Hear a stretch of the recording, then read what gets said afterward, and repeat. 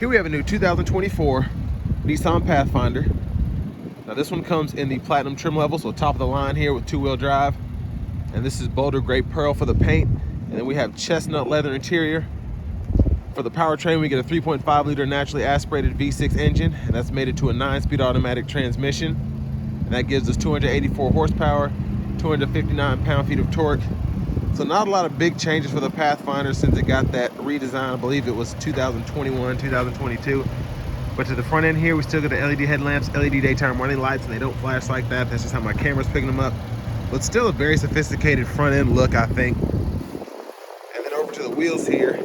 These are 20-inch alloy. Like that as well. Passive keyless entry on all four doors. And then to the door panel here, memory seat functions, power window controls, power mirrors that fold, and we have power door lock controls. And then these side mirrors do have blind spot monitors in them. Power tilt and telescopic steering wheel. Hood release. And there's the power driver's seat, two-way power lumbar support. Sorry for the glare. It's just one of those days. But this does have a 6,000 pound tow capacity. And then we do have the rear blinds here, which is a must, I think. Love having those. And let's go ahead and hop in the back seat and check out this room. So I'm 6'3" with longer legs. I have the seat up front adjusted for someone of my size. Even with the headroom, or even with the sunroof, excuse me, headroom's pretty good for someone of my size. Legs are barely touching the back of the seat. We do get seat back pockets on both sides.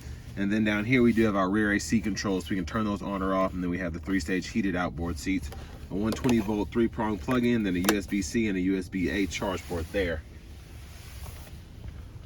Just look at that roof. I'll retract it after a while. And we do have a nice bottle holder here with a little additional space for a phone or tablet or something if you want to hold that up. Let's go ahead and make our way towards the back. And I do think that this is actually pretty competitively priced. I'll show you all the window sticker here in a minute. But for the money, especially compared to other vehicles in this segment, can't go wrong with this, especially with a traditional engine and transmission, no turbo, no CVT. But there's a look at the back end. There's that tow hitch. And a big shout out to Nissan of Cool Springs for allowing me to review this Pathfinder today. I'll leave a link below in the description. But there's a space there. And then we can fold either side up, but I'll just show you one side to compare. So that's the space with the third row up and then with the third row down. And then we do have hooks that we can put bags on, things of that nature. 12 volt there. And then to fold it down, just pull up there and then make sure the headrests are folded. And then you can put it back like it was. And again, there's that space.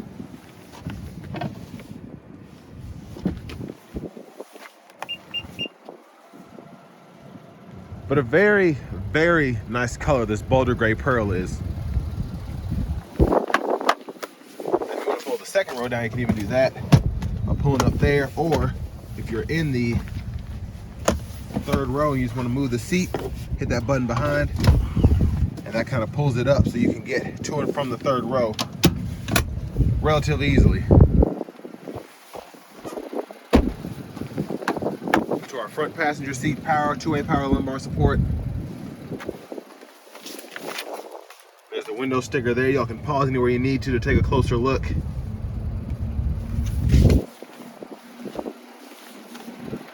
Let's go ahead and just take a quick look in the engine bay. And there's that 3.5 liter V6 mostly covered up.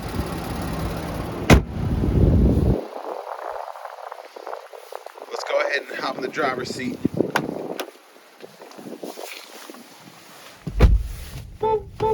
There's the horn. I'm going to zoom out now since we're in the inside. The leather wrap steering wheel. I like the flat bottom look. And then over here to the radio, we do get AM, FM, XM, Bluetooth, and then we have, I believe, wireless Apple CarPlay and then wired Android Auto compatibility. Yeah. Then settings are over here. If you need to find those for whatever reason, you can change your display, the language, and the units pretty easily. Then you have an info page here if you want to find certain things. Backup camera, bird's eye view.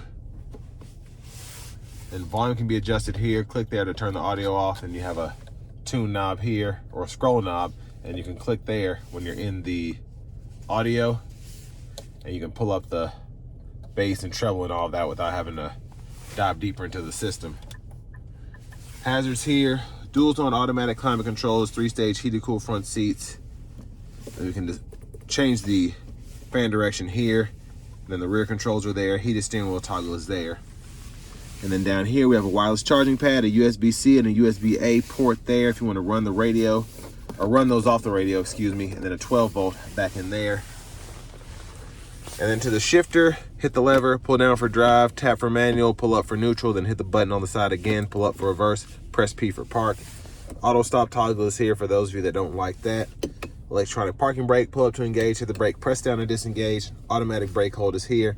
And then for our drive modes, we have several. So tow, sport, standard, eco, and then that snow mode. And then center console cubby space is here. Sunglasses holder. That's how you pull the sunshade. And then this is how you actually pull the roof back and forth. So I like that it goes all the way back when you touch it twice. There's a view of the back seat from up here. But back to the steering wheel, volume can be adjusted there. We can scroll through our gauge cluster using these arrows to go through the sub menu, and then within each sub menu we can actually scroll down if we want to.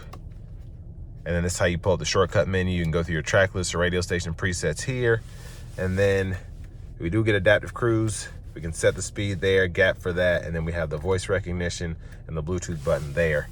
Paddle shifters are behind the steering wheel, blinkers, headlamp controls, and then we do have automatic wipers. We can toggle those.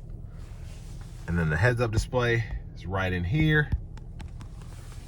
Push button start, and then we have the key fob with remote start.